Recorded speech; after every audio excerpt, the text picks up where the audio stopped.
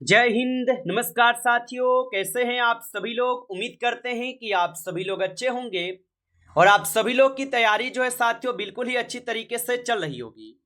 तो साथियों, आज के इस क्लास में हम सभी लोग जो है बिहार पुलिस मध्य निषेध एग्जाम 2026 के लिए जो है टॉप ऐसे इंपोर्टेड और चुनिंदे क्वेश्चन को देखेंगे जो कि साथियों आपके 14 और 17 जून के एग्जाम के लिए जो है काफी इंपोर्टेंट है।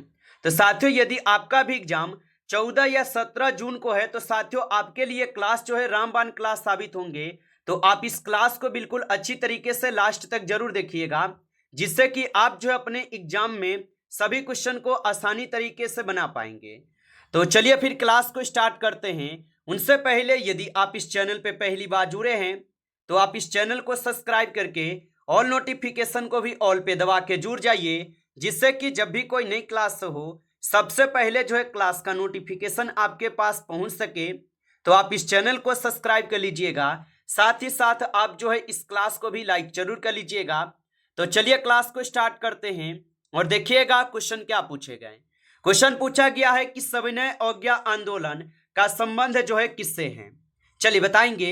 ये सभी क्वेश्चन साथियों बिल्कुल इंपोर्टेंट और चुनिंदे क्वेश्चन हैं जो कि आपके एग्जाम में 100% जो ये सभी क्वेश्चन आपको पूछे जाएंगे और बताएंगे आपकी सविनय अवज्ञा आंदोलन का संबंध जो है किससे होगा।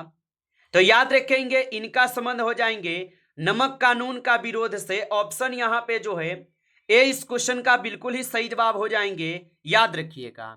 चलिए अगला प्रश्न यहाँ पे दिए गए हैं साथियों, और प्रश्न क्या पूछा है कि भारत छोड़ो आंदोलन का नारा जो है ना किसने दिया था। तो याद रखेंगे साथियों कि भारत छोड़ो आंदोलन का जो नारा दिए गए, यह नारा दिए गए थे आपके महात्मा गांधी जी के द्वारा 1942 में दिए गए। ऑप्शन यहाँ पे आप लोग जो है बी करेंगे यहाँ पे सही जवाब। चलिए अगला प्रश्न देखेंगे। यहाँ पे प्रश्न पूछे हैं बिहार के प्रथम मुख्यमंत्री कौन थे। चलिए आंसर लगाइएगा आप कि बिहार के प्रथम मुख्यमंत्री जो है कौन थे। तो बिहार के प्रथम मुख्यमंत्री थे आपके श्री कृष्ण सिंह। ऑप्शन यहाँ पे जो है बी सही जवाब है, श्री कृष्ण सिंह हो जाएंगे। आगे देखिएगा अगला प्रश्न यहाँ पे दिए गए भारत का सबसे छोटा राज्य क्षेत्रफल में कौन सा है। चलिए बताइएगा आप कि भारत का सबसे छोटा राज्य क्षेत्रफल में कौन सा है। तो यहाँ पे इस क्वेश्चन का सही जवाब जो है ऑप्शन यहाँ पे आपका जो है डी ऑप्शन ए सही जवाब हो जाएंगे, गोवा, जो भारत का सबसे छोटा राज्य है क्षेत्रफल में। चलिए अगला प्रश्न देखेंगे। प्रश्न यहाँ पे हैं और प्रश्न क्या पूछे हैं कि भारत की सबसे बड़ी झील जो है कौन सी है। चलिए बताएंगे साथियों। और साथियों एक बार आप लोग कमेंट करके हमें बता दीजिए कि आपका एग्जाम कौन से डेट पे है और कौन से शिफ्ट में है। एक बार आप सभी लोग हमें कमेंट करके सभी लोग बताइएगा। और भारत की सबसे बड़ी झील कौन सी है। तो यहाँ पे इस क्वेश्चन का आपका सही जवाब रहेंगे कौन से, तो चिल्का झील। ऑप्शन ए यहाँ पे सही जवाब है, चिल्का झील होगा। आगे देखिए अगला क्वेश्चन यहाँ पे दिए गए हैं 6 नंबर। भारत का मानक समय किस देशांतर पर आधारित है। चलिए बताइएगा कि भारत का जो मानक समय है यह किस देशांतर पर आधारित है। तो ये हो जाएंगे आपके 82.5 डिग्री पूर्वी देशांतर पे आधारित। ऑप्शन ए यहाँ पे आप लगा रहे हैं तो सही जवाब है आपका। चलिए अगला क्वेश्चन देखिएगा। यहाँ पे क्वेश्चन दिए गए कि लोकसभा का जो कार्यकाल है यह कितने वर्ष का होता है। चलिए बताएंगे आप कि लोकसभा का कार्यकाल कितने वर्ष का होता है। तो साथियों याद रखेंगे लोकसभा का कार्यकाल 5 वर्ष का होता है, जो कि ऑप्शन यहाँ पे बी सही जवाब है। जबकि आपसे अगर पूछा जाए कि राज्यसभा का कार्यकाल कितने वर्ष का होता है तो राज्यसभा का 6 वर्ष का होता है। आप अच्छे से इनको याद रख लीजिएगा। चलिए अगला क्वेश्चन देखिएगा यहाँ पे, और 8 नंबर क्वेश्चन आपसे पूछे गए हैं यहाँ पे क्या कि राज्यसभा एक अस्थाई सदन है और इसके कितने सदस्य प्रत्येक 2 वर्ष बाद जो है सेवानिवृत्त होते हैं। चलिए बताएंगे। तो साथियों आप सभी लोगों को भी पता होगा कि राज्यसभा एक अस्थाई सदन है, यानी राज्यसभा को कभी भी भंग नहीं किया जा सकता है और इसके प्रत्येक 2 वर्ष में जो है 1/3 सदस्य जो है सेवानिवृत्त होते हैं। ऑप्शन सी सही जवाब है। आगे देखिए अगला क्वेश्चन यहाँ पे पूछा है कि साइमन कमीशन जो है ये भारत कब आया था। चलिए बताइएगा आप सभी लोग कि साइमन कमीशन भारत कब आए थे। तो साइमन कमीशन 1928 में जो है ये भारत आए थे। ऑप्शन यहाँ पे सी सही जवाब है। और 1919 में आपको पता होगा कि जलियांवाला बाग हत्याकांड इससे संबंधित है। अगला प्रश्न यहाँ पे है कि पूर्ण स्वराज का प्रस्ताव कांग्रेस ने कब जो है पारित किया। चलिए बताएंगे कि पूर्ण स्वराज का प्रस्ताव कांग्रेस ने कब पारित किया। तो ये पारित किए थे 1929 में, जो कि ऑप्शन यहाँ पे बी सही जवाब है, 1929 में किए थे। चलिए अगला क्वेश्चन देखेंगे यहाँ पे 11th नंबर, भारतीय राष्ट्रीय कांग्रेस के प्रथम अध्यक्ष कौन थे। चलिए बताएंगे आप कि भारतीय राष्ट्रीय कांग्रेस के प्रथम अध्यक्ष कौन थे। तो भारतीय राष्ट्रीय कांग्रेस के प्रथम अध्यक्ष जो है WC बनर्जी होगा। ऑप्शन यहाँ पे जो है बी सही जवाब है, याद रखेंगे। चलिए अगला प्रश्न देखिएगा, और प्रश्न यहाँ पे 12th नंबर है, भारतीय संविधान में मौलिक कर्तव्य किस अनुच्छेद में दिए गए हैं। तो भारतीय संविधान में जो मौलिक कर्तव्य हैं ये आपके अनुच्छेद 51 के ए में दिए गए हैं। ऑप्शन यहाँ पे बी सही जवाब है। चलिए अगला प्रश्न देखेंगे, भारतीय संविधान का संरक्षक किसे माना जाता है। चलिए बताइएगा आप कि भारतीय संविधान का संरक्षक किसे माना जाता है। तो भारतीय संविधान का संरक्षक जो है सर्वोच्च न्यायालय को मानते हैं। ऑप्शन सी सही जवाब है, सर्वोच्च न्यायालय को। चलिए अगला प्रश्न देखेंगे, प्रश्न यहाँ पे है कि भारत में पंचायती राज व्यवस्था किस संशोधन द्वारा जो है जोड़े गए हैं। तो भारत में जो पंचायती राज व्यवस्था है ये जोड़े गए हैं आपके 73वें संविधान संशोधन के द्वारा। ऑप्शन यहाँ पे सी सही जवाब है। और पंचायतों के लिए आपको पता होगा कितने विषय हैं। तो पंचायतों के लिए आपके 29 विषय यानी 29 विषय दिए गए हैं। जबकि आपसे अगर पंचायतों की जगह नगर पालिकाओं का अगर संशोधन पूछे तो यहाँ पे आप सभी लोग 74वां लगाएंगे। और इसके लिए कुल 18 विषय इनके लिए दिए गए हैं नगर पालिका के लिए। चलिए अगला क्वेश्चन देखेंगे, यहाँ पे दिए गए 50 नंबर कि इंकलाब जिंदाबाद का नारा किसने दिया था। चलिए लगाइएगा आंसर आप लोग। और आप अभी तक इस क्लास को लाइक नहीं किए हैं तो इस क्लास को एक बार आप लाइक कर लीजिएगा। नए जुड़े हैं आप इस चैनल पे तो चैनल को भी सब्सक्राइब करके ऑल नोटिफिकेशन को ऑल पे दबा के जुड़ जाइएगा, जिससे कि जब भी कोई नई क्लास हो सबसे पहले क्लास का नोटिफिकेशन आपके पास जो है पहुंच सके। तो आप इस चैनल को सब्सक्राइब कर लीजिएगा। और इंकलाब जिंदाबाद का जो नारा दिए ये भगत सिंह के द्वारा दिए गए। ऑप्शन यहाँ पे बी सही जवाब होगा। चलिए अगला क्वेश्चन देखेंगे, यहाँ पे क्वेश्चन है 60 नंबर, जलियांवाला बाग हत्याकांड के समय भारत का वायसराय जो है ना कौन था। चलिए बताएंगे। तो जलियांवाला बाग हत्याकांड जो कि 13 अप्रैल 1919 को होते हैं कहाँ पे, अमृतसर पंजाब में। और उस समय आपके वायसराय कौन थे। तो याद रख लीजिएगा उस समय वायसराय थे लॉर्ड चेम्सफोर्ड। ऑप्शन यहाँ पे बी सही जवाब है, याद रख लीजिएगा, आपके एग्जाम में ये प्रश्न जरूर पूछे जाएंगे। और अगला प्रश्न यहाँ पे आता है 70 नंबर, भारतीय रिजर्व बैंक की जो स्थापना है ये कब हुई थी। चलिए बताएंगे। तो भारतीय रिजर्व बैंक की जो स्थापना हुई, इनकी स्थापना कब हुई थी। तो भारतीय रिजर्व बैंक की स्थापना होती है 1935 में, जो कि ऑप्शन ए यहाँ पे सही जवाब है, 1935 में।